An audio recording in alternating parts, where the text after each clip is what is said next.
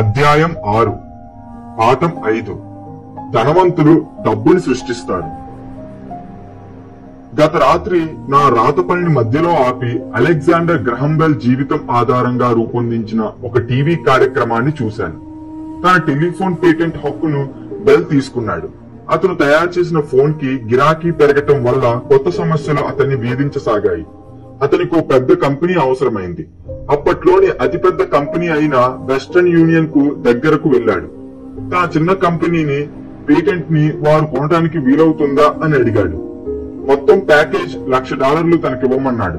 Western union company అధ్యక్షుడు దానికి ఒప్పుకోలేదు.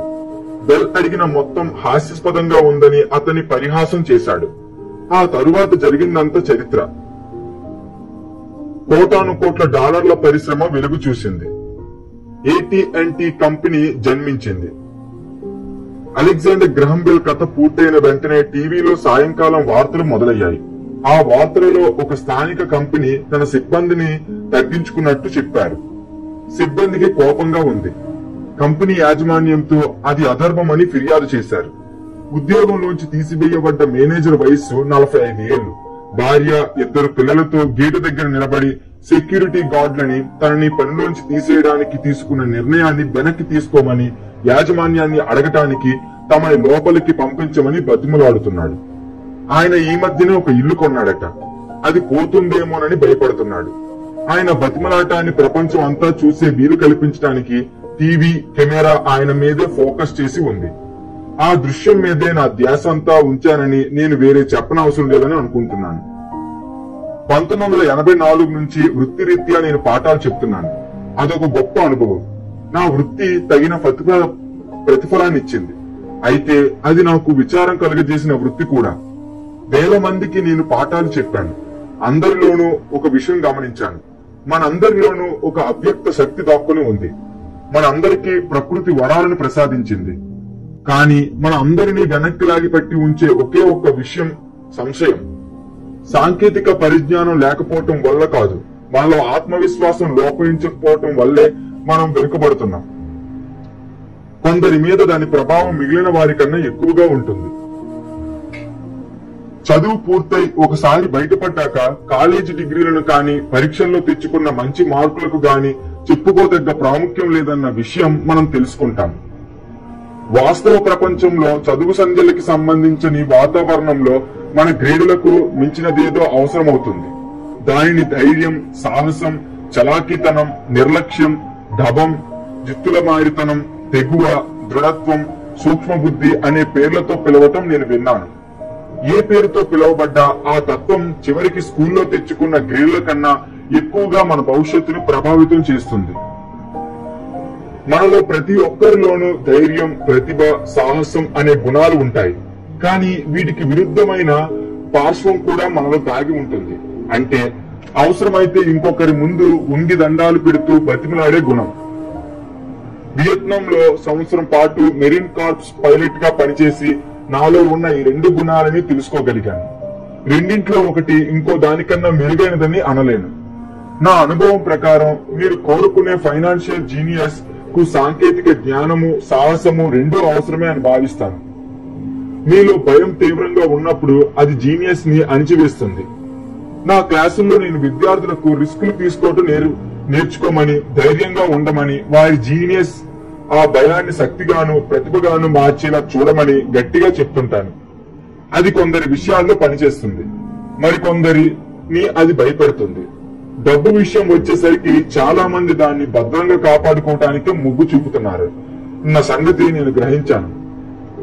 ఎందుకు రిస్క్ తీసుకోవాలి? నా ఫైనాన్షియల్ ఐక్యూని అభివృద్ధి పరచవలసిన అవసరం ఏముంది? ఆర్థిక అక్షరాస్యతను నేను ఎందుకు సాధించాలి? ఇలాంటి సవాళ్లను నేను ఎదుర్కొంటుంటాను. వారికి ఇలా జవాబు ఇస్తుంటాను. కేవలం మరిన్ని ఎంపికలు మీకు కల్పించడానికే, మంచి నిర్ణయం తీసుకోవడానికి సహాయపడే అవకాశాలు మరికొన్ని తెలుసుకోవటానికే. ముందు ముందు గొప్ప మార్పులు రాబోతున్నాయి. ఒక కొత్త విషయాన్ని కనుక్కున్న యువకుడు అలెగ్జాండర్ గ్రహం బెల్ కథతో నేను మొదలు పెట్టాను. ఆయన లాంటి చాలా మంది రాబోయే సంవత్సరాల్లో కూడా ఉంటారు.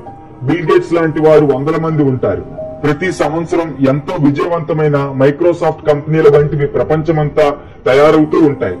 అలాగే ఎన్నో దివాలా తీయబడ్డవి, తాత్కాలికంగా మూసివేసినవి, తమ సిబ్బందిని తగ్గించుకుంటూ వస్తున్న కంపెనీలు కూడా ఉంటాయి. కానీ మీ ఫైనాన్షియల్ ఐక్యూని మీరు ఎందుకు అభివృద్ధి పరుచుకోవాలి? దానికి సమాధానం మీరు తప్ప మరెవ్వరూ చెప్పలేరు. కానీ అలా ఎందుకు చెయ్యాలో మీకు నేను చెప్తాను. నేను అలా చేశాను ఎందుకంటే మార్పుకు భయపడటానికి బదులు నేను మార్పును ఆహ్వానిస్తాను. జీతం పెరగలేదని బాధపడే బదులు లక్షలు సంపాదించడానికి ఉత్సాహపడతాను. మనం ప్రస్తుతం ఉంటున్న యుగం ఎంతో ఉత్తేజభరితమైనది. మన ప్రపంచ చరిత్రలో అపూర్వమైనది. భావి తరాలలో జనం వెనక్కి తిరిగి చూసి మనం ఉంటున్న యుగం ఎంత అద్భుతమైనదో అని ఆశ్చర్యచకితులవుతారు. పాతది మరణించి కొత్తది పుట్టిందంటారు. ఈ యుగంలో సంక్షోభం ఉంది, ఉత్తేజపూరితంగానూ ఉంది. అయితే ఫైనాన్షియల్ ఐక్యూని మీరెందుకు అభివృద్ధి చేసుకోవాలి?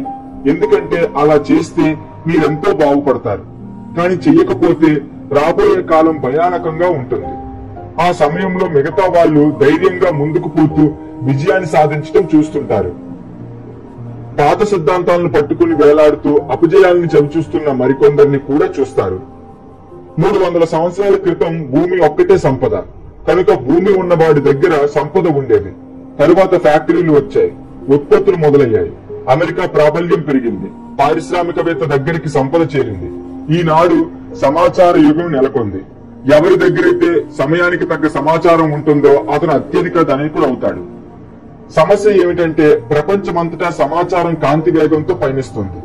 భూములను, ఫ్యాక్టరీలను ఉంచినట్లు ఈ కొత్త సంపదను సరిహద్దులలో బంధించలేం. మార్పులు ఎంతో వేగంగా వస్తాయి, నాటకీయంగా ఉంటాయి. కోటీశ్వరుల సంఖ్య నాటకీయంగా పెరుగుతుంది. ఈనాడు జీవిత పోరాటం సాగిస్తున్న వారందరినీ చూస్తున్నాను. తరచూ మరింత కష్టపడి పనిచేస్తుంటారు వారు. దానికి కారణం వారు పాత ఆలోచనలు పట్టుకుని వేలాడుతుండడమే. ఒకప్పుడు అవి ఎలా ఉండేవో అలాగే ఇప్పుడు కూడా ఉండాలని వాళ్ళు కోరుకుంటారు. మార్పును అడ్డుకుంటారు. ఉద్యోగాలు, ఇల్లు పోగొట్టుకున్న వాళ్ళందరూ నాకు తెలుసు. దానికి ఆధునిక సాంకేతిక విజ్ఞానాన్నో లేక ఆర్థిక పరిస్థితినో లేక వారి అధికారాన్నో నిందిస్తుంటారు. సమస్యకు కారణం తామే అన్నది వాళ్ళు అర్థం చేసుకోకపోవటం ఒక దురదృష్టం. పాత ఆలోచనలు వారికో పెద్ద గుదిబండ. ఒక పనిని చేసే ఆలోచన తీరు నిన్ను సరైనదే కావచ్చు, కానీ ఆ నిన్న గతించిందన్న విషయాన్ని వాళ్ళు గ్రహించలేకపోవటం మూలానే అది వాళ్లకు తలనొప్పి సమస్యగా మారింది. ఒక మధ్యాహ్నం నేను తయారు చేసిన క్యాష్ ఫ్లో బోర్డు గేమ్ ని వాడుతూ పాఠం చెబుతున్నాను. నా స్నేహితురాలు తనతో పాటు మరొకరిని క్లాస్ లోకి తీసుకొచ్చింది. ఆమె స్నేహితురాలు ఇటీవల విడాకులు తీసుకుంది. ఆ విడాకుల పరిష్కారంలో ఆమె ఎంతో నష్టపోయింది. ప్రస్తుతం తన సమస్యకు సమాధానాలు వెతుక్కుంటుంది. నేను చెప్తున్న పాఠం తనకి పనికొస్తుందేమోనని ఆమె అనుకుంది.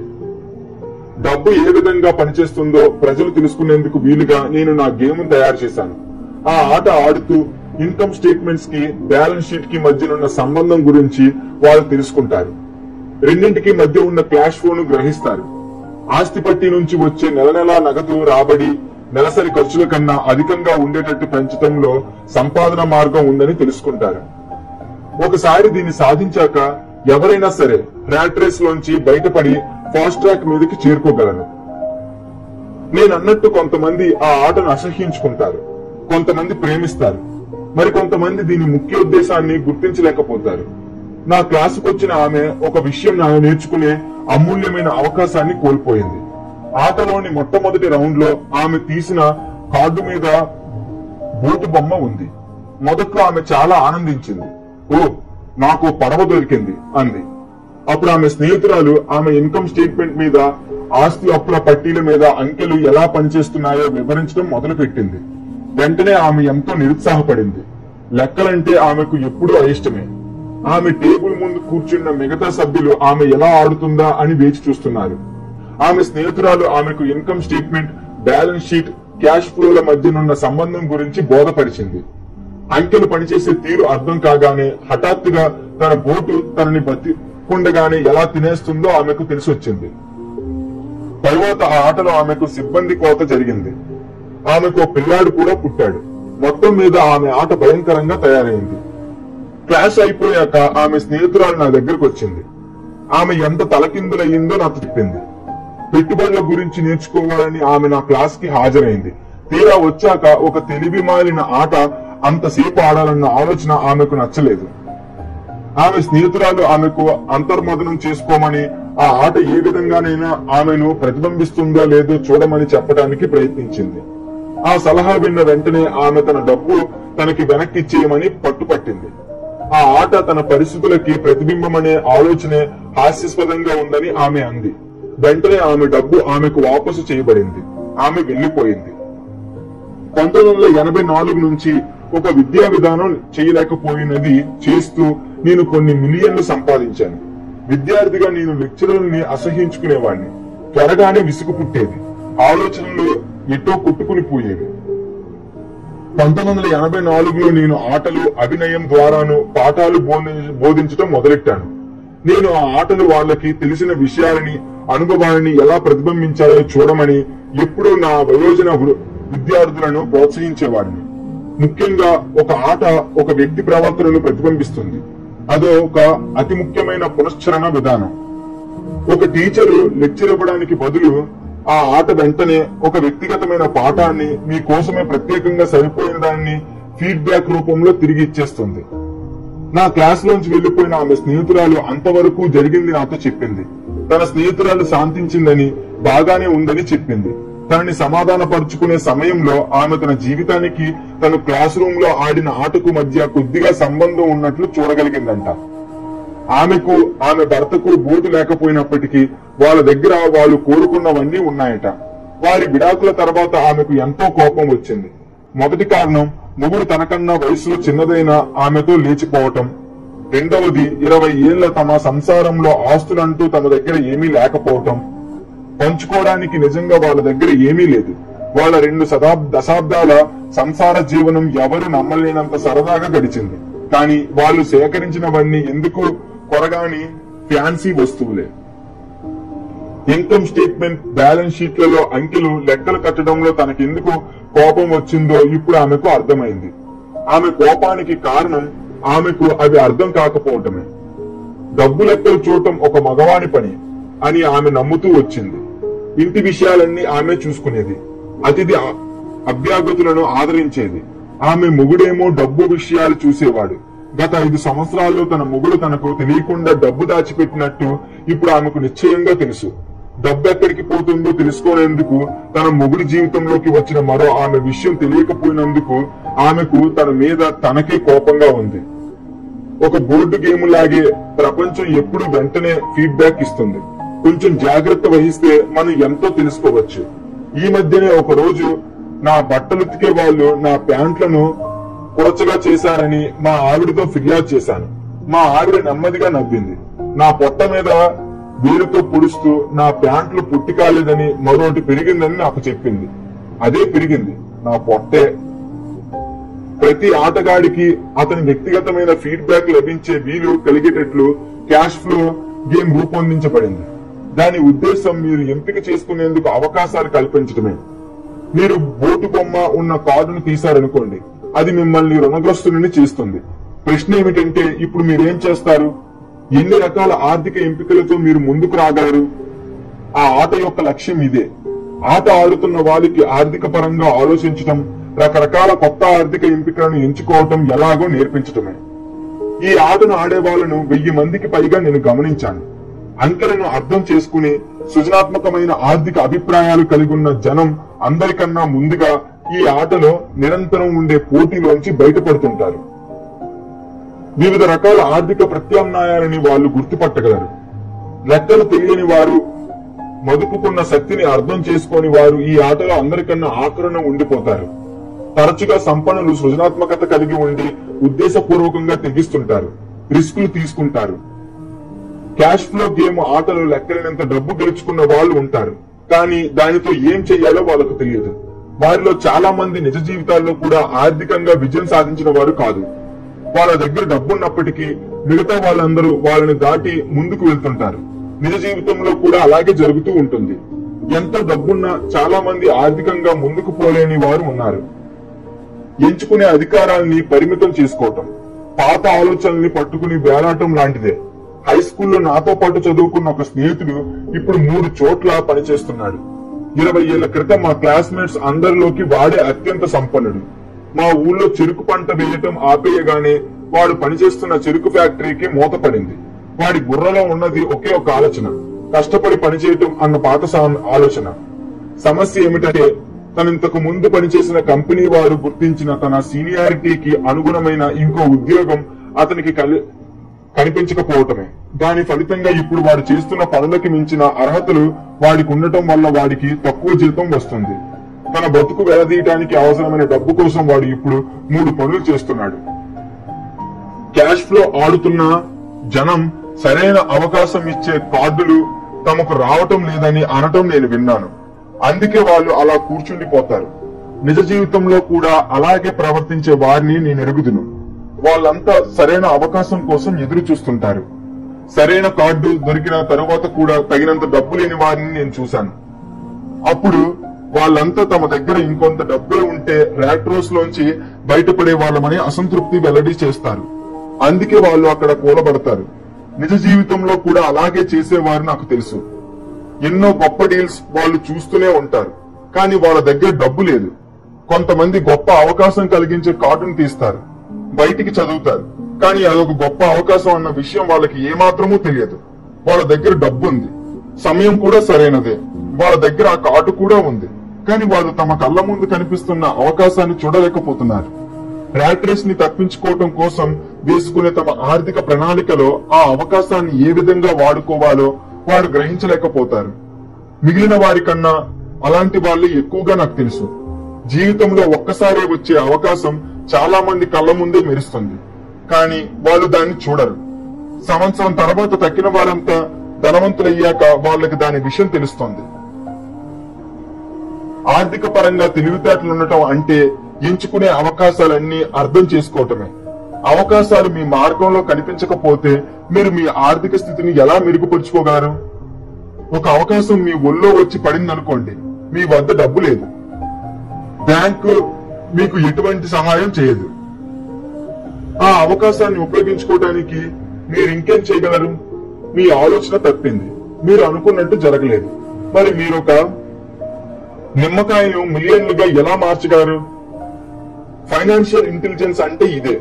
ఏం జరిగాయన్నది ముఖ్యం కాదు, నిమ్మకాయను మిలియన్లుగా మార్చడానికి మీరెన్ని రకాల ఆర్థిక పరమైన పరిష్కారాలు ఆలోచించగలరన్నదే ముఖ్యం.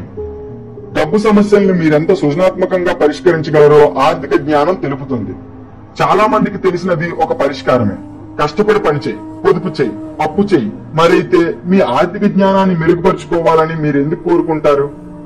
ఎందుకంటే మీ అదృష్టాన్ని మీరే సృష్టించుకోగల వ్యక్తిగా ఉండదలుచుకున్నారు కనుక. ఏం జరిగినా దాన్ని మీరు స్వీకరిస్తారు, దాన్ని మెరుగుపరుస్తారు. అదృష్టాన్ని సృష్టించవచ్చన్న సంగతి ఎవరూ గ్రహించరు. డబ్బు విషయం కూడా అంతే. కష్టపడి పనిచేయకుండా మీరు అదృష్టవంతులై డబ్బును సృష్టించదలుచుకున్న పక్షంలో మీకున్న ఆర్థిక పరిజ్ఞానానికి ఎంతో ప్రాముఖ్యత ఉంటుంది. సరైనది జరగటం కోసం వేచి చూసే వ్యక్తి లాంటి వారు మీరైతే మీరెంతో కాలం ఆగవలసి వస్తుంది. అది ఎలాంటిది అంటే, మీరు బయలుదేరక ముందే 5 మైళ్ళ దూరం వరకు ట్రాఫిక్ లైట్లు అన్ని గ్రీన్ గా వెలుగుతూ ఉండటం కోసం వేచి చూడడం లాంటిది. మైక్, నేను కుర్రాడుగా ఉన్నప్పుడు మా రిచ్ డాడీ ఎప్పుడు మాతో డబ్బు వాస్తవమైనది కాదు అని అంటుండేవాడు. మేము ప్లాస్టర్ ఆఫ్ ప్యారిస్ తో డబ్బు తయారు చేయడానికి ప్రయత్నించిన మొట్టమొదటి రోజున డబ్బు గురించి రహస్యం తెలుసుకోవటానికి ఎంత చేరువుగా వచ్చామో మా రిచ్ డాడ్ తరచూ మాకు గుర్తు చేస్తూ ఉంటాడు. పేద మధ్యతరగతి వర్గం డబ్బు కోసం పనిచేస్తారు అని అంటుండేవాడు ఆయన. ధనికులు డబ్బు తయారు చేస్తారు. డబ్బు ఎంత వాస్తవమో నువ్వు అనుకున్నప్పుడు డబ్బు కోసం అంతగా నువ్వు కష్టపడి పనిచేస్తావు. డబ్బు వాస్తవం కాదన్న భావం నీకు అర్థమైన రోజున నువ్వు త్వరగా ధనికుడిగా ఎదుగుతావు. అదేమిటి? మైక్ నేను తరచూ ఆ ప్రశ్న వేసేవాళ్ళం. అది నిజం కానప్పుడు డబ్బంటే ఏమిటి? అది ఏమిటని మనం అందరం అంగీకరిస్తామో అదే అని మాతో రిచ్ డాడ్ అన్నాడు. మనందరి దగ్గర ఉన్న అత్యంత శక్తివంతమైన సంపద మన మెదడు. దానికి సరైన శిక్షణ ఇస్తే అది అపరితమైన సంపదను క్షణంలో సృష్టించగలదు.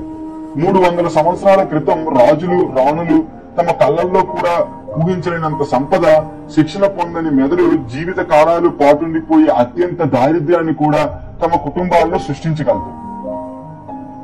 సమాచార యుగంలో డబ్బు శరవేగంతో పెరుగుతోంది.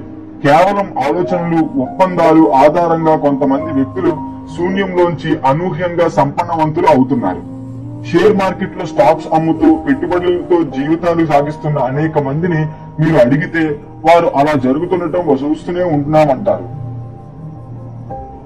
తరచూ ఏమీ లేని దానిలో నుంచి వెంటనే మిలియన్లు పుట్టించబడుతుంటాయి. ఏమీ లేని దానిలో నుంచి అనటంలో నా ఉద్దేశం బదులుగా డబ్బు ఏమీ ఇవ్వకుండానే అని. అది ఒక ఒప్పందం ద్వారా జరుగుతుంది. ట్రేడింగ్ పిట్ లో నిల్చుని చేతితో సైగ చేసి చెప్పొచ్చు. టొరంటోలోని ఒక క్లయింట్ ఆదేశానుసారం లిస్బన్ లోని విక్రేత తన కంప్యూటర్ మీట నొక్కి స్క్రీన్ మీద డీల్ మరో వ్యాపారికి చూపించవచ్చు. ఫోన్ కాల్ ద్వారా నా బ్రోకర్ ను ముందు కొనమని ఒక క్షణం తర్వాత అమ్మమని చెప్పవచ్చు. డబ్బు చేతులు మారలేదు, సమ్మతి పత్రాలు మాత్రం మారాయి. అయితే మీ ఫైనాన్షియల్ జీనియస్ ను అభివృద్ధి చేసుకోవటం ఎందుకు? దానికి సమాధానం మీరే చెప్పగలరు. నేను ఈ రంగంలో నాకున్న తెలివితేటలను ఎందుకు అభివృద్ధి పరచదలుచుకుంటున్నానో మీకు నేను చెప్పగలను. నేను ఎందుకు అలా చేస్తున్నానంటే కారణం నేను డబ్బు వేగంగా చేసుకోవాలనుకుంటున్నాను. అలా చెయ్యాల్సిన అవసరం ఉండి కాదు, కానీ నాకు అలా చెయ్యాలని కోరిక ఉంది. అదొక అద్భుతమైన నేర్చుకునే ప్రక్రియ. ప్రపంచంలోని అత్యంత వేగంగా నడిచే ఆట, అత్యంత గొప్ప ఆటలోనూ నాకు పాల్గొనాలని ఉంది కనుక నేను నా ఐక్యూని అభివృద్ధి చేసుకోవాలనుకుంటున్నాను. ఇంతవరకు జరగని ఈ మానవ పరిణామంలో నేను కూడా నాకు చేతనైన తీరులో భాగం పంచుకోవాలనుకుంటున్నాను. ఈ యుగంలో, ఈ పరిణామంలో మనుషులు తమ శరీరాలతో కాక తమ బుద్ధిని ఉపయోగించి పనులు నిర్వహిస్తుంటారు. పైగా కార్యరంగం అంతా ఇక్కడే ఉంది, అంతా ఇక్కడే జరుగుతుంది. అదే హిప్. దాన్ని చూస్తుంటే భయం వేస్తుంది, అది సరదాగానూ ఉంటుంది. అందుకే నేను నా ఆర్థిక పరిజ్ఞానంలో మదుపు పెడుతున్నాను. నాకున్న అత్యంత శక్తివంతమైన సంపదను పెంపొందించుకుంటున్నాను. ధైర్యంగా ముందుకు కొనసాగుతున్న వాళ్ళతో కలిసి ఉందామనుకుంటున్నాను. వెనుక వదిలేయబడ్డ వాళ్ళతో ఉండటం నాకు ఇష్టం లేదు. డబ్బు తయారు చేయడానికి సులభమైన ఉదాహరణ మీకు ఇస్తాను. 1990 శతాబ్దం ప్రారంభంలో ఫీనిక్స్ ఆర్థిక పరిస్థితి భయంకరంగా ఉంది. నేను ఒక TV show good morning America చూస్తుండగా ఒక ఆర్థిక నిపుణుడు తెర మీదకి వచ్చి రాబోయే కాలం గురించి నిరాశగా మాట్లాడుతూ ముందు జాగ్రత్తలు చెప్పాడు. డబ్బు దాచుకోమని అతని సలహా. ప్రతి నెల ఓ $100 వెనకేస్తే 40 ఏళ్లలో మీరు కోటీశ్వరులు అవుతారని అతను చెప్పాడు. సరే, ప్రతి నెల డబ్బు దాచుకోవడం అనేది మంచి ఆలోచనే. అదొక ఎంచుకునే అవకాశం. చాలా మంది దాన్నే సమర్థిస్తారు. అయితే దాని వలన ఒక సమస్య ఉంది. ఆ ఎంపిక ఒక వ్యక్తిని తన చుట్టూ ఏం జరుగుతుందో చూడకుండా చేస్తుంది. వాళ్ళు తమ డబ్బును బ్రహ్మాండంగా పెంచుకునే గొప్ప అవకాశాలను పోగొట్టుకుంటారు. ప్రపంచం వారి పక్క నుంచే ముందుకు వెళ్లిపోతూ ఉంటుంది. నేను చెప్పినట్లు అప్పట్లో ఆర్థిక పరిస్థితి ఘోరంగా ఉంది, కానీ మదుపరులకు మాత్రం మార్కెట్ స్థితి ఎంతో ఆదర్శనీయంగా ఉంది. నా డబ్బు చాలా వరకు స్టాక్ మార్కెట్లలోను, అపార్ట్మెంట్లలోను మదుపు పెట్టాను. నా దగ్గర డబ్బు తక్కువైంది. ప్రతి వాడు అమ్ముతుంటే నేను కొంటున్నాను కనుక నేను డబ్బు దాచడం లేదు, మదుపు పెడుతున్నాను. అతివేగంగా పెరుగుతున్న మార్కెట్ లో నేను, నా భార్య $1 మిలియన్ పైగా నగదు రూపంలో పెట్టుబడి పెట్టాం. పెట్టుబడికి అదొక అత్యుత్తమమైన అవకాశం. ఆర్థిక వ్యవస్థ భయంకరంగా ఉంది. నాకు దొరికిన చిన్న చిన్న అవకాశాలను వదులుకోదలుచుకోలేదు. 1 లక్ష ఖరీదు చేసే ఇల్లు ఇప్పుడు 75,000. కానీ దగ్గరలో ఉన్న రియల్ ఎస్టేట్ ఆఫీసులో కొనకుండా వాటిని బేరం చేయడానికి దివాలా కేసులు చూసుకుంటున్న లాయర్ల ఆఫీసులకు, కేసులు నడుస్తున్న కోర్టు గుమ్మాల దగ్గరికి వెళ్లేవాడిని. ఇక్కడ జరిగే బేరాల్లో 75,000 చేసే ఇల్లు ఒక్కోసారి 55,000కు ఇంకా తక్కువ ధరకు దొరికేది. 90 రోజులకు $200 వడ్డీ మీద ఒక మిత్రుడి దగ్గర $2,000 అప్పు తీసుకున్నాను. ఆ నగదును లాయర్ కి నా మొదటి వాయిదా కింద చెల్లించాను. ఒక స్థిరాస్తిని కొనడానికి ఆ ఆస్తి అమ్మకం కాగితాలు తయారవుతుండగా $75,000 ఖరీదు చేసి ఇల్లు కేవలం $60,000కే అమ్మకానికి ఉందని, ఆ ధర తక్షణమే చెల్లించనక్కర్లేదని పేపర్లో నేను ఒక ప్రకటన ఇచ్చాను. వెంటనే నా ఇంట్లో ఫోన్ గట్టిగా మోగింది. కొనదలుచుకున్న వాళ్ళని సిద్ధం చేసుకున్నాను. ఆ ఆస్తి చట్టపరంగా నాదయ్యాక ఆ ఇంటిని వాళ్ళందరికీ చూపించాను. అత్యుత్సాహంగా గడిచిన ఆ కొద్ది క్షణాల్లోనే ఆ ఇల్లు అమ్ముడైపోయింది. ఆ వ్యవహారం పూర్తి చేయడానికి $2,500 ఫీజు అడిగాను. వాళ్ళు ఆనందంగా ఆ డబ్బు నా చేతికిచ్చారు. అక్కడి నుంచి మిగిలిన పనిని ఇంటిని అమ్మే పనికి వినియోగింపబడ్డ మొట్టమొదటి కంపెనీ చూసుకుంటుంది. నేను నా స్నేహితుడికి అతడిచ్చిన $2,000తో పాటు $200 అదనంగా వెనక్కి ఇచ్చేశాను. అతడు సంతోషించాడు. ఇల్లు కొనుక్కున్నానా సంతోషించాడు. ఇంటి దివాలా కేసు చూసిన లాయరు సంతోషించాడు. ఇక నేను కూడా సంతోషంగా ఉన్నాను. నేను ఒక ఇంటిని $60,000కి అమ్మాను. దానికి నేను ఖర్చు పెట్టింది $20,000. నా ఆస్తి పట్టీలో కొనుగోలుదారు ఇచ్చిన ప్రామిసరీ నోట్ రూపంలో $40,000 చేర్పబడ్డాయి. మొత్తం నేను పనిచేసిన కాలం 5 గంటలు. ఇప్పుడు మీరు ఆర్థిక అక్షరాస్యులు కనుక, అంకెలు చదవగలరు కనుక డబ్బు తయారు చేయడానికి ఇది ఒక ఉదాహరణ ఎలా అవుతుందో నేను మీకు చూపిస్తాను. $40,000 ఆస్తి పట్టీలో సృష్టించబడ్డాయి.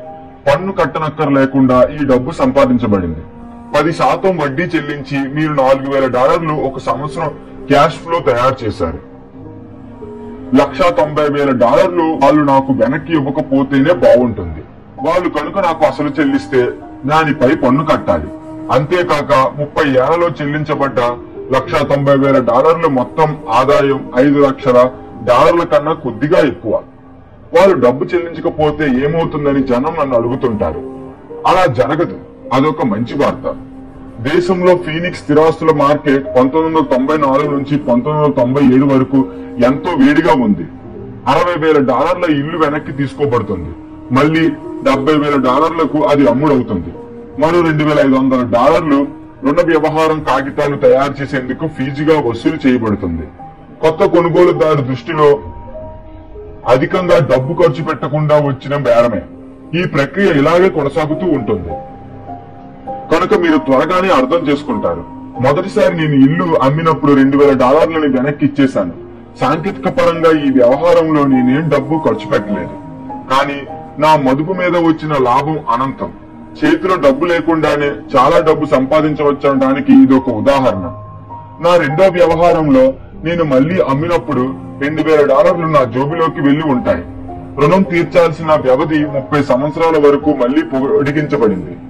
డబ్బు చేసుకోవటానికి నాకు డబ్బు ఇస్తున్న పక్షంలో నా మదుపు మీద నాకు వచ్చే రాబడి ఎంత అవుతుందంటారు? నాకు తెలియదు. కానీ అది నిశ్చయంగా నెలకి $100 పొదుపు కన్నా ఎక్కువే ఉంటుంది. నిజానికి ఆ పొదుపు డబ్బు $150 ఎందుకంటే అది 40 సంవత్సరాల కాలంలో 5% పన్ను చెల్లించాక మిగిలిన ఆదాయం. అది మరీ అంత తెలివైన ఆలోచన కాదు. డబ్బు సురక్షితంగా ఉండవచ్చు, కానీ అది తెలివైన పని కాదు. ఈనాడు నేను ఈ పుస్తకం రాస్తున్న 1997లో మార్కెట్ పరిస్థితులు 5 ఏళ్ల క్రితం ఉన్న వాటికన్నా భిన్నంగా ఉన్నాయి. ఫీనిక్స్ రియల్ ఎస్టేట్ మార్కెట్ ని చూసి మొత్తం అమెరికా అసూయ చెందుతుంది. నా $60,000కు మేము అమ్మిన ఆ ఇల్లు విలువ ఇప్పుడు $110,000.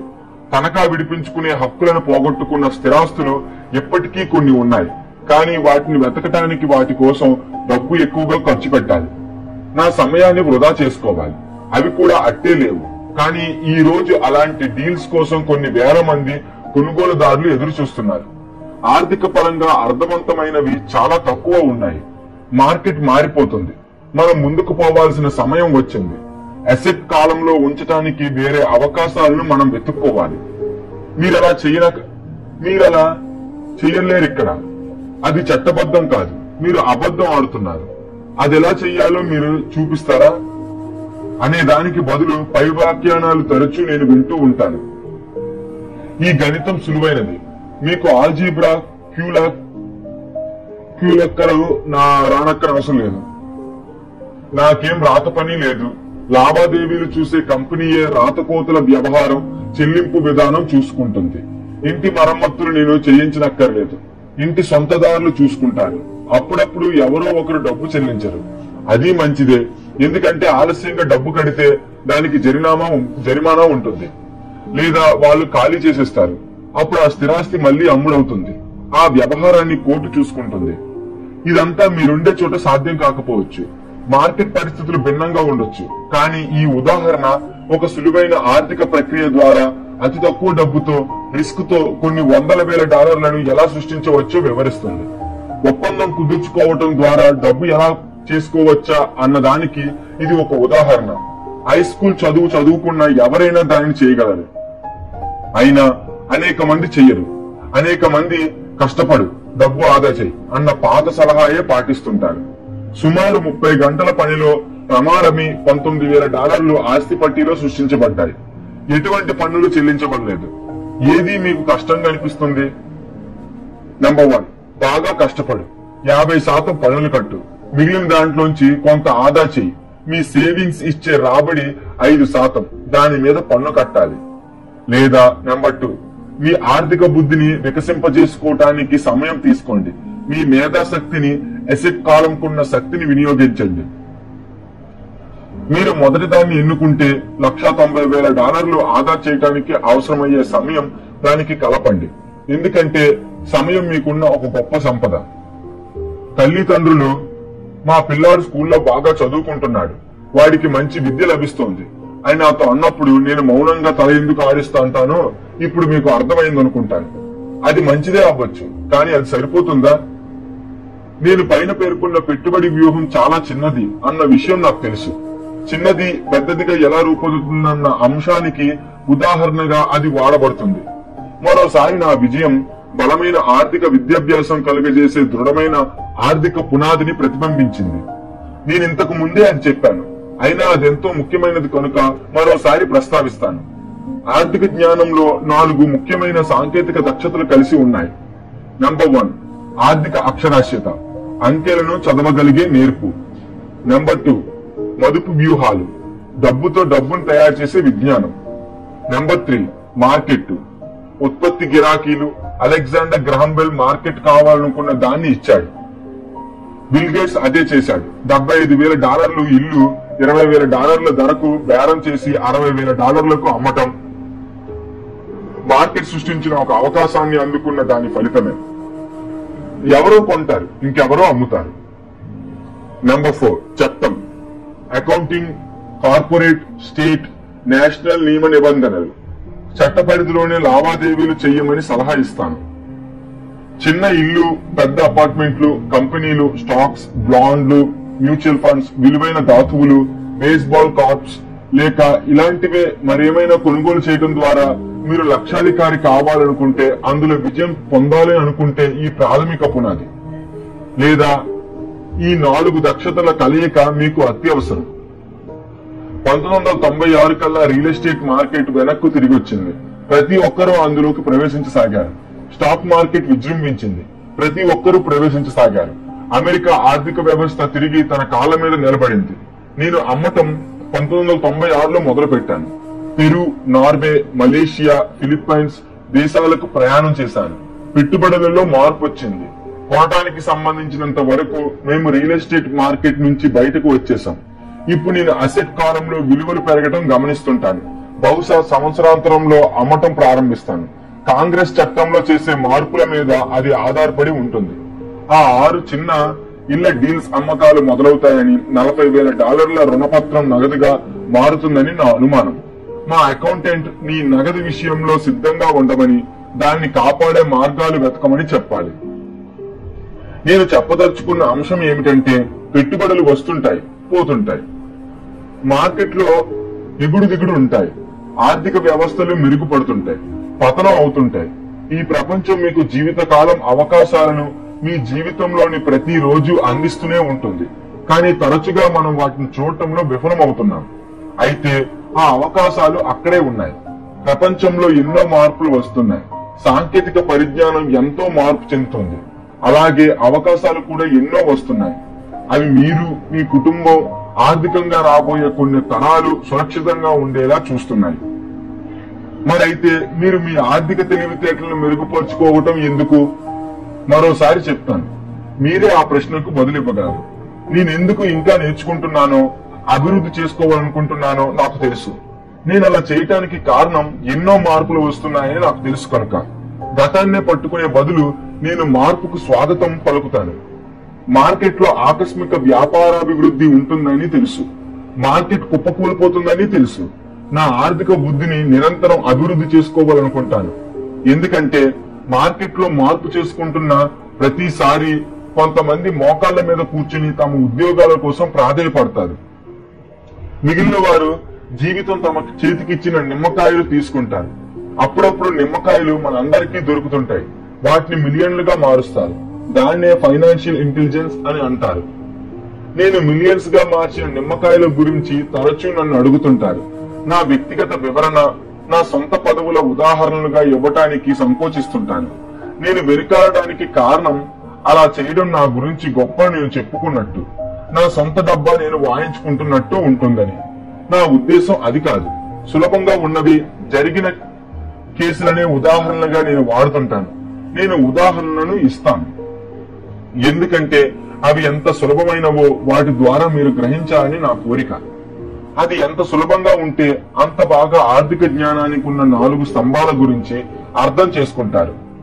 వ్యక్తిగతంగా ఆర్థికాభివృద్ధి సాధించడానికి 2 ముఖ్యమైన మాధ్యమాలను వాడుతుంటాను: స్థిరాస్తి, చిన్న స్టాక్స్. నాకు పునాదిగా రియల్ ఎస్టేట్ తీసుకుంటాను. ప్రతిరోజు నా ఆస్తుల నుంచి క్యాష్ ఫ్లో వస్తూ ఉంటుంది. వాటి విలువ అప్పుడప్పుడు పెరుగుతూ ఉంటుంది. చిన్న తరహా స్టాక్స్ వేగంగా అభివృద్ధి చెందడానికి వాడబడుతుంటాయి. నేను చేసినది ఏది సిఫారసు చేయను. ఉదాహరణలు కేవలం ఉదాహరణ కోసమే. ఏదైనా ఒక అవకాశం మరీ క్లిష్టంగా నాకు కనిపించినా, ఆ పెట్టుబడి నాకు అర్థం కాకపోయినా నేను అది వాడుకోను. ఆర్థికంగా విజయం సాధించడానికి కేవలం సాధారణ గణితం, కాస్త ఇంగిత జ్ఞానం సరిపోతుంది. ఉదాహరణలు వాడటానికి 5 కారణాలున్నాయి. నంబర్ 1, జనం ఇంకా తెలుసుకునేలా ప్రేరణ కలిగించడానికి. నంబర్ 2, పునాది బలంగా ఉంటే మేడ కట్టడం సులభం అని జనానికి చెప్పడం కోసం. నంబర్ 3, ఎంతో ధనాన్ని ఎవరైనా సంపాదించగలరని చెప్పడానికి. నంబర్ 4, మీ లక్ష్యాలు సాధించడానికి కొన్ని కోట్ల దారులున్నాయని చెప్పడం కోసం. నంబర్ 5, డబ్బు సంపాదన ఒక రాకెట్ విజ్ఞానం కాదని చెప్పడం కోసం. 1989లో ఒరాంగావ్లోని పోర్ట్లాండ్ ప్రాంతాల్లో వ్యాయామం కోసం నెమ్మదిగా పరిగెత్తుతుండే వాడిని. ఆ నగర శివార్లలో చిన్న చిన్న ఇళ్లుండేవి. ఆ చిట్టి పొట్టవి ఎంతో అందంగా ఉండేవి. లిటిల్ రెడ్ రైడింగ్ హుడ్ కథలోని చిన్నపిల్ల వాళ్ళ నాన్నమ్మ ఇంటి వైపు దూక్కుంటూ వెళ్తూ నాకు ఎదురవుతుందేమో అని అనిపించేది. అన్ని చోట్ల అమ్మకానికి అని రాసి ఉన్న బోర్డులుండేవి. కలప మార్కెట్ భయంకరంగా ఉండేది. స్టాక్ మార్కెట్ పడిపోయింది. ఆర్థిక వ్యవస్థ దెబ్బతింది. ఒక వీధిలో ఎంతో కాలంగా ఉంచబడ్డ అమ్మకానికి అన్న బోర్డు కనిపించింది. మరీ పాతగా ఉన్నది. దాని పక్కగా చిన్న పరుగు తీస్తుంటే ఇంటి సొంతదారు తారసపడ్డాడు. కష్టాల్లో ఉన్నట్టు కనబడ్డాడు. మీ ఇంటిని మీరెంతకు అమ్ముదామనుకుంటున్నారు అని అడిగాను. ఇల్లుగల ఆయన నా వైపు తిరిగి నీరసంగా నవ్వాడు. మీ ఆఫర్ చెప్పండి అన్నాడు. సంవత్సరం పైగా అమ్మకానికి పెట్టాను. చూడటానికి ఎవ్వరూ రావటం లేదు. నేను చూస్తాను అన్నాను. అరగంట తర్వాత అతను అడిగిన మొత్తంలో $20,000 తగ్గించి ఆ ఇల్లు నేను కొన్నాను. అది 2 పడక గదుల అందమైన చిన్న ఇల్లు. 1930లో కట్టబడింది. లేత నీలిరంగు వేసి ఉంది. లోపల చలి కాచుకోవటానికి రాజుతో చేసిన ఫైర్ ప్లేస్ ఉంది. అద్దెకోవటానికి ఎంతో అనుకూలంగా ఉంది. నిజానికి $65,000 ఖరీదు చేసే ఇంటిని $45,000కు బేరం చేసి $5,000 నగదు ఇంటాయనకు ఇచ్చాను. మరి నేను తప్ప? దాన్ని ఎవరూ కొనడానికి ముందుకు రాలేదు. ఓ వారం తర్వాత సొంతదారు ఇల్లు ఖాళీ చేసి వెళ్లిపోయాడు. ఇల్లు అమ్ముడైపోయి తనకు స్వేచ్ఛ లభించినందుకు సంతోషించాడు. స్థానికంగా ప్రొఫెసర్ గా పనిచేస్తున్న ఒక అతను నా మొట్టమొదటి కిరాయిదారు. తనఖా పెట్టాక ఇంటిపై పెట్టిన ఖర్చులు, ఇంటి నిర్వహణ ఫీజు చెల్లించాక $40 కన్నా తక్కువ సొమ్ము ప్రతి నెలాఖరున నా జోబిలోకి వెళ్లేది. మరీ చెప్పుకోదగ్గంత రాబడి కాదు. ఒక సంవత్సరం తర్వాత మందగించిన ఒరాంగావ్ మార్కెట్ పుంజుకోవటం మొదలెట్టింది. కాలిఫోర్నియాలోని మదుపరులు రియల్ ఎస్టేట్ ఆకస్మికంగా విజృంభించడంతో విపరీతంగా డబ్బు సంపాదించి ఉత్తర దిశగా కదులుతూ ఒరాంగావ్, వాషింగ్టన్ లో స్థిరాస్తులను కొనసాగారు. ఆ చిన్న ఇంటిని $95,000కు కాలిఫోర్నియాకు చెందిన ఒక యువ దంపతులు నేను అమ్మాను. వారు దానిని ఒక మంచి బేరంగానే అనుకుంటున్నారు. నా మూలధనం మీద వచ్చిన లాభం సుమారు $40,000. దాన్ని 1031 ట్యాక్స్ వాయిదా బదిలీలో ఉంచాను. నా డబ్బును దాచడానికి మార్గాలు వెతకసాగాను. ఒక నెలలోగా 12 యూనిట్ల అపార్ట్మెంట్ ఇల్లు ఒరాంగావ్ లోని బీవర్ లోనున్న ఇంటెల్ ప్లాంట్ పక్కనే దొరికింది. సొంతదారులు జర్మనీలో నివసిస్తున్నారు. వాళ్ళ ఇంటి ధరంతో వారికి తెలియదు. అమ్మేసి బయటపడాలని చూస్తున్నారు. $4,50,000 విలువైన ఇంటికి నేను $2,75,000 ఆఫర్ చేశాను. $3,00,000కు వారు ఒప్పుకున్నారు. నేను దానిని కొని 2 ఏళ్లు నా దగ్గర అట్టే పెట్టుకున్నాను. 1031 మారకం ప్రక్రియనే మళ్లీ ఉపయోగించి ఆ బిల్డింగ్ ను $4,95,000కు అమ్మి 30 యూనిట్ అపార్ట్మెంట్ బిల్డింగ్ ను ఆరిజోనాలోని ఫీనిక్స్ లో కొన్నాను. అప్పటికే మేము ఫీనిక్స్ కు మారిపోయాం. అది ఎలాగో అమ్ముదామని అనుకున్నాం. గతంలో ఒరాంగే మార్కెట్ ఉన్నట్లే ఫీనిక్స్ లోని స్థిరాస్తుల అమ్మకాలు మందకొడిగానే ఉన్నాయి. 30 యూనిట్ అపార్ట్మెంట్ భవనం ఫీనిక్స్ లో $8,75,000, $2,25,000 నగదు వెంటనే చెల్లించాలి. ఆ 30 యూనిట్ల నుంచి వచ్చే క్యాష్ ఫ్లో నెలకి $5,000 కాస్త తక్కువ. ఆరిజోనా మార్కెట్ పైకి ఎదగటం మొదలుపెట్టింది. 1996లో ఒక కొలరాడో మదుపరి $1.2 మిలియన్ ఆ ప్రాపర్టీకి ఆఫర్ చేశాడు. నేను నా భార్య అమ్మాలని అనుకున్నాం. కానీ క్యాపిటల్ గెయిన్స్ లా అమెరికా కాంగ్రెస్ మారుస్తుందేమో అని కొంతకాలం వేచి ఉండాలని నిర్ణయించాం. ఆ చట్టం నిజంగా మారితే మా స్థిరాస్తి 15 నుంచి 20% పెరుగుతుందని మా అంచనా. పైగా నెల నెలా వచ్చే $5,000 చక్కటి క్యాష్ ఫ్లో ఇస్తుంది. ఈ ఉదాహరణలోని ఉద్దేశం ఏమిటంటే ఒక చిన్న మొత్తం ఒక పెద్ద మొత్తంగా ఎలా ఎదుగుతుందో చూపించటమే. మరోసారి చెప్తాను, అదంతా ఆర్థిక నివేదికలను అర్థం చేసుకోవటం, పెట్టుబడి వ్యూహాలు, మార్కెట్ న్యాయ సూత్రాలను అవగాహన కలిగి ఉండటమే. ఈ విషయాల్లో జనానికి ప్రావీణ్యత లేకపోతే ఇక వాళ్ళు తమకున్న నిశ్చితాభిప్రాయాలను అనుసరించక తప్పదు. అంటే సురక్షితంగా ఉండటం, బహుముఖంగా భద్రత ఉన్న పెట్టుబడులకే ప్రాధాన్యత ఇవ్వటం. సురక్షితంగా ఉండే పెట్టుబడులతో ఉన్న సమస్య ఏమిటంటే అవి తరచుగా మరింత పరిశుభ్రంగా ఉండేటట్లు చేయబడ్డాయి. అంటే అవి ఎంత సురక్షితంగా ఉన్నాయంటే వాటి వలన కలిగే లాభాలు అతి తక్కువగా ఉంటాయి. అనేక పెద్ద బ్రోకరేజీ సంస్థలు తమ కార్యార్థులను కాపాడుకోవటం కోసం అధిక లాభాలతో ఊహలు చేసే లావాదేవీల జోలికి పోవు. అదొక తెలివైన సిద్ధాంతం. హాట్ డీల్స్ అనుభవం లేని వారి కోసం కాదు, తరచూ ధనవంతులని మరింత ధనవంతులుగా చేసే శ్రేష్టమైన వ్యాపారులు ఆ ఆటను అర్థం చేసుకునే వారి కోసమే ప్రత్యేకించబడతాయి. సట్టా వ్యాపారంలోకి లౌక్యం తెలియని వారిని తీసుకోవటం చట్టరీత్యా నేరమే అయినా అప్పుడప్పుడు అది జరుగుతూ ఉంటుంది. లౌక్యం తెలిసిన కొద్దీ మరిన్ని అవకాశాలు నాకు లభించసాగాయి. మీ జీవితంలో మీరు ఆర్థిక జ్ఞానాన్ని అభివృద్ధి పరుచుకుంటే కలిగే ప్రయోజనాల్లో ఒకటి మరిన్ని అవకాశాలు మీకు దొరకటమే. మీ ఆర్థిక పరిజ్ఞానం ఎంత ఎక్కువగా ఉంటే అంత సులువుగా ఒక డీల్ మంచిదా కాదా అని తెలుసుకోగలుగుతారు. మీ ఇంటెలిజెన్స్ నష్టం కలిగించే వ్యవహారాన్ని పసిగట్టగలదు లేదా దానిని లాభదాయకంగా మార్చగలదు. నేను ఈ విషయాలు నేర్చుకుంటున్న కొద్దీ మరింత డబ్బు సంపాదించగలిగాను. దానికి కారణం సంవత్సరాలు గడుస్తున్న కొద్దీ ఎంతో అనుభవం సంపాదించాను. నా వివేకం పెరుగుతుంది. చాలా జాగ్రత్తగా సురక్షితంగా ఆట ఆడుతున్న మిత్రులు నాకున్నారు. వాళ్ళెంతో కష్టపడి పనిచేస్తుంటారు, అయినా ఆర్థిక జ్ఞానం సంపాదించడంలో విఫలమవుతుంటారు. అది సంపాదించడానికి ఎక్కువ సమయం అవసరమవుతుంది. స్థూలంగా నా తత్వం ఏమిటంటే నా ఆస్తి పట్టిలో విత్తనాలు నాటటమే. అదే నా ఫార్ములా. చిన్న తరహాగా ఆరంభించి విత్తనాలు వేస్తాను. కొన్ని మొక్కలుగా పెరుగుతాయి, కొన్ని పెరగవు. మా రియల్ ఎస్టేట్ కార్పొరేషన్ లో కోట్ల ఖరీదు చేసే స్థిరాస్తులున్నాయి. అది మా రైట్ అంటే రియల్ ఎస్టేట్ ఇన్వెస్ట్మెంట్ ట్రస్ట్. నేను చెప్పదలుచుకున్న అంశం ఏమిటంటే కోట్ల విలువ ఉన్న మా ఆస్తులలో చాలా భాగం అతి తక్కువ మదుపుతో ప్రారంభించినవే. వెంటనే డబ్బు చెల్లించి కొన్న ఆస్తులకి అదృష్టం కలిసి వచ్చింది. కొన్న తర్వాత మార్కెట్ పుంజుకుంది. కొన్ని సంవత్సరాల్లో వాటిని అమ్మటం కొనటంలో పన్ను లాభం కూడా దొరికింది. మాకు స్టాక్ పోర్ట్ఫోలియో కూడా ఉంది. అదొక కార్పొరేషన్ ఆధ్వర్యంలో ఉంది. దానిని నేను, నా భార్య మా వ్యక్తిగత మ్యూచువల్ ఫండ్ అని పిలుస్తుంటాం. మాకు మిత్ర బృందం ఉంది. ప్రత్యేకంగా మాలాంటి పెట్టుబడిదారులతో వ్యాపారం చేస్తుంటారు. ప్రతి నెల మదుపు పెట్టేందుకు వారి దగ్గర నగదు అదనంగా ఉంటుంది. ఎంతో రిస్క్ ఉన్న పట్టా ప్రైవేట్ కంపెనీలు అమెరికా లేదా కెనడా స్టాక్ ఎక్స్చేంజీల్లో పబ్లిక్ లోకి రాబోతున్నవి. వాటిని మేము కొంటుంటాం.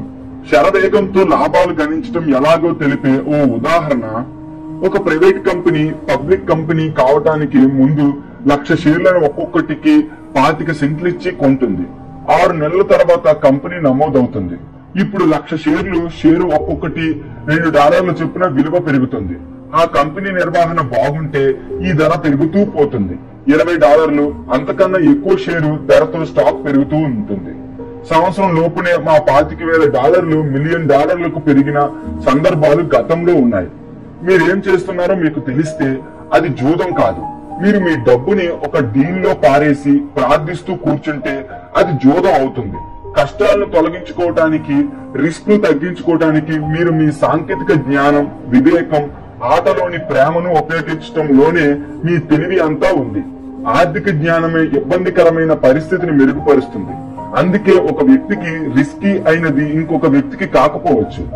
ఆ ప్రాథమిక కారణం మూలానే నేను జనాన్ని స్టాక్స్, రియల్ ఎస్టేట్ తదితర మార్కెట్ల మీద కాకుండా ఆర్థిక విద్య మీద మదుపు ఉంచమని ప్రోత్సహిస్తుంటాను.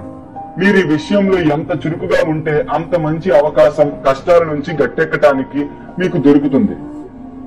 నేను వ్యక్తిగతంగా పెట్టుబడి పెట్టే స్టాక్స్ ఎంతో రిస్క్ తో కూడుకున్నది. అందుకే వాటిని సిఫారసు చేయను. ఈ ఆట నేను 1979 నుంచి ఆడుతున్నాను. నా వంతు ఇవ్వాల్సిన డబ్బు కన్నా ఎక్కువ చెల్లించాను.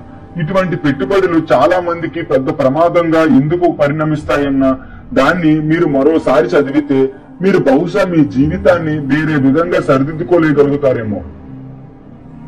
అలా చేస్తే $25,000 ఏడాదిలోగా $1 మిలియన్ మార్చుకోగలిగే సామర్థ్యం సంపాదించుకోవటం పెద్ద ప్రమాదమని అనిపించుకోవచ్చు. ఇంతకు ముందే అన్నట్లు సిఫారసు చేయడం కోసం నేను ఏదీ రాయలేదు. సులువైనది, వీలైనది అనే దానికి ఉదాహరణగా దాన్ని వాడుకున్నాను. నేను చేస్తున్నది చిన్న తరహా వ్యాపారం. అయితే ఒక సగటు వ్యక్తి సంవత్సరానికి $1,00,000 పైగా అనాయాస ఆదాయాన్ని పొందటం ఎంతో మంచిది. అది సాధించటం అసాధ్యం కూడా కాదు. మార్కెట్ ఉన్న పరిస్థితిని బట్టి మీరు ఎంత చురుకుగా ఉన్నారో దాన్ని బట్టి ఆ డబ్బును 5 నుంచి 10 ఏళ్లలోగా సంపాదించవచ్చు. మీరు మీ రోజువారీ ఖర్చులను తగ్గించుకుని నిరాడంబరంగా ఉండగలిగితే మీరు పనిచేసినా చెయ్యకపోయినా అదనంగా వచ్చే $1,00,000 ఆదాయం మీకు ఆనందాన్ని ఇస్తుంది.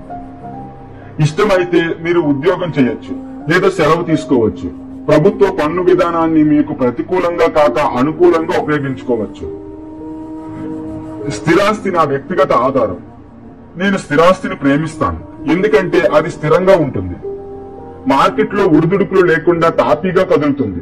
నేను దాని మూలాన్ని దృఢంగా ఉంచుతాను. క్యాష్ ఫ్లో ఇంచుమించుగా నిదానంగా వస్తూ ఉంటుంది. దాన్ని జాగ్రత్తగా మేనేజ్ చేయగలిగితే దాని విలువ పెరిగే మంచి అవకాశం ఉంది. ఒక దృఢమైన రియల్ ఎస్టేట్ లోని మజా ఏమిటంటే నా స్థిరాస్తికున్న పునాది దృఢంగా ఉండటం వలన కొంచెం రిస్క్ తో కూడి ఉన్న సత్తా వ్యాపారం చేయడానికి వీలు కలుగుతుంది. స్టాక్ మార్కెట్ లో నాకు లాభాలు అధికంగా వస్తే వచ్చిన లాభాల మీద క్యాపిటల్ గెయిన్స్ ట్యాక్స్ చెల్లిస్తాను. మిగిలిన డబ్బును రియల్ ఎస్టేట్ లో మళ్లీ పెట్టడానికి పెడతాను. ఆ విధంగా నా ఆస్తుల పునాదిని సురక్షితంగా ఉంచుతాను. స్థిరాస్తి గురించి చివరి మాట. నేను ప్రపంచమంతా తిరిగాను. పెట్టుబడి ఎలా పెట్టాలో పాఠాలు చెప్పాను. ప్రతి ఊర్లోనూ స్థిరాస్తులను చవకగా కొనలేమని జనం నాతో చెప్పారు. నా అనుభవం అది కాదు. చివరికి న్యూయార్క్ లోనైనా లేదా టోక్యో లేదా ఒక నగర శివార్లలోనైనా విలువైన ఆస్తులు బేరానికి ఉంటాయి. అయితే వీటిని ఎంతో మంది గుర్తించరు. సింగపూర్లలో ప్రస్తుతం స్థిరాస్తిదారులు చాలా ఎక్కువగా ఉన్నాయి. అయినా కారులో చేరుకునేంత కొంచెం దూరంలోనే ఇంకా బేరాలుండటం గమనార్హం. అందుకే ఎవరైనా నాతో మీరు అలా చేయలేరు ఇక్కడ అని ప్రత్యక్షంగా అన్నప్పుడు వారికి ఒక విషయం గుర్తు చేస్తుంటాను. బహుశా వారితో నిజంగా నేను అనదలుచుకున్నది. ఇక్కడ అది ఎలా చెయ్యాలో తెలియదు నాకింకా. గొప్ప అవకాశాలని కళ్ళతో చూడలేరు, వాటిని మీ బుద్ధితో గ్రహిస్తారు. అనేక మంది ధనికులు కాలేకపోతున్నారు ఎందుకంటే వారికి ఆర్థిక పరంగా శిక్షణ లేకపోవటం వలన, కళ్ళ ముందు ఉన్న అవకాశాలను గుర్తించలేకపోవటం వలన. తరచూ నన్ను అడుగుతుంటారు, నేను ఎలా మొదలు పెట్టాలి? గత అధ్యాయంలో నేను నా ఆర్థిక స్వాతంత్ర్యం పొందే మార్గంలో అనుసరించిన 10 మెట్ల గురించి మీకు చెప్పాను. కానీ ఒక విషయం గుర్తుంచుకోండి, దీనిలో మీరు వినోదం పొందాలి. ఇది కేవలం ఒక ఆట మాత్రమే. ఒక్కోసారి మీరు గెలుస్తారు, కొన్నిసార్లు మీరు నేర్చుకుంటారు, కానీ ఆనందించండి. అనేక మంది ఎప్పుడూ గెలవరు, ఎందుకంటే ఓడిపోతామన్న భయం వలన. అందుకే నాకు నా స్కూల్ మూర్ఖంగా కనిపించింది. స్కూల్లో మనం తప్పులు చేయటం చెడ్డ పని అని నేర్చుకుంటాం. తప్పులు చేసినందుకు మనకి శిక్ష పడుతుంది. అయినా మనుషులు నేర్చుకోవడం కోసం ఎలా రూపొందించబడ్డారో మీరు గమనిస్తే, తప్పులు చేయడం ద్వారా మనుషులు ఒక విషయాన్ని నేర్చుకుంటారన్న సత్యాన్ని మీరు గ్రహిస్తారు. కింద పడిపోవడం ద్వారా మనం నడక నేర్చుకుంటాం. మనం కింద పడకపోతే మనం ఎప్పుడూ నడవలేం. ఇది సైకిల్ నడపటం నేర్చుకోవడానికి కూడా వర్తిస్తుంది. నా మోకాల మీద ఇంకా దెబ్బలు తగిలిన మచ్చలున్నాయి, కానీ ఈ రోజు ఎటువంటి ఆలోచన లేకుండా నేను బైక్ నడపగలను. ఇది ధనికులు కావాలనుకున్న వారి విషయంలో కూడా నిజమే. దురదృష్టవశాత్తు అనేక మంది సంపన్నులు కాకపోవటానికి ప్రధాన కారణం వారంతా ఓడిపోతామన్న భయంతో ఉండటమే. విజేతలు ఓటమికి భయపడరు, కానీ ఓడిపోయేవారు భయపడతారు. ఓడిపోవడం అనేది విజయం సాధించడం అనే ప్రక్రియలోని భాగమే. ఓటమికి దూరంగా ఉండే జనం విజయానికి కూడా దూరంగా ఉంటారు. నేను డబ్బుని నా టెన్నిస్ గేమ్ లాగే చూస్తాను. నేను మనస్ఫూర్తిగా ఆడతాను, పొరపాట్లు చేస్తాను, సరిదిద్దుకుంటాను, ఇంకా ఎక్కువ పొరపాట్లు చేస్తాను, మళ్ళీ సరిదిద్దుకుని మెరుగుపరుచుకుంటాను. ఒకవేళ ఆటలో ఓడిపోతే నెట్ పై నుంచి నా ప్రత్యర్థితో చెయ్యి కలిపి చిరునవ్వు నవ్వి వచ్చే శనివారం కలుద్దాం అంటాను. 2 రకాల పెట్టుబడిదారులు ఉంటారు. నెంబర్ 1, మొదటి రకం. సామాన్యంగా అందరూ టోకుగా దొరికే పెట్టుబడులనే కొనడానికి ఇష్టపడతారు. వాళ్ళు చిల్లర దుకాణాలని, అంటే స్థిరాస్తికి సంబంధించిన ఒక కంపెనీకో, షేర్ల బ్రోకర్ కో, ఫైనాన్షియల్ ప్లానర్ కో ఫోన్ చేసి కావాల్సిన వస్తువు కొంటారు. అది మ్యూచువల్ ఫండ్ కావచ్చు, REIT కావచ్చు, షేర్లో, బాండ్లో కావచ్చు. పెట్టుబడికి ఇది చాలా సరళమైన, దోషరహితమైన పద్ధతి. దీనికి ఉదాహరణ, ఒక వ్యక్తి కంప్యూటర్ల దుకాణానికి వెళ్లి ఆ దుకాణంలో ఉండే కంప్యూటర్ ని కొనుక్కోవటం అని చెప్పొచ్చు. నెంబర్ 2, ఇంకా 2వ రకం పెట్టుబడిదారులు. పెట్టుబడుల్ని సృష్టిస్తారు. ఈ పెట్టుబడిదారు సాధారణంగా ఒక బేరాన్ని సమకూర్చుకుంటాడు. అంటే కొంతమంది కంప్యూటర్ విడిభాగాలు కొనుక్కుని వాటిని సమకూర్చి కంప్యూటర్ తయారు చేసుకున్నట్టు అన్నమాట. ఒక వస్తువుని ఆర్డర్ ఇచ్చి తయారు చేసుకోవటం లాంటిదే ఇదీను. నాకు కంప్యూటర్ భాగాలను ఎలా కూర్చాలో ఎంత మాత్రం తెలియదు, కానీ విడివిడిగా దొరికే అవకాశాలను ఒకటిగా ఎలా కూర్చాలో నాకు తెలుసు. అలా కూర్చగల వాళ్ళని కూడా నేను ఎరుగుదును.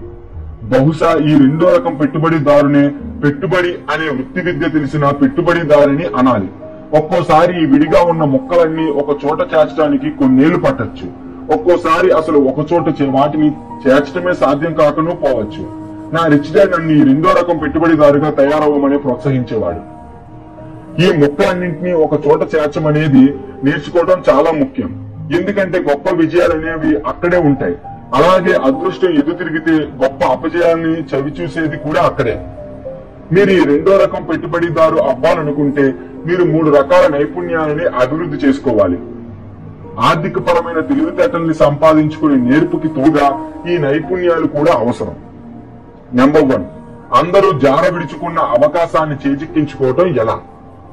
అందరూ కళ్ళతో చూసి కూడా కనుక్కోలేని అవకాశాన్ని మీరు మీ బుద్ధితో చూస్తారు.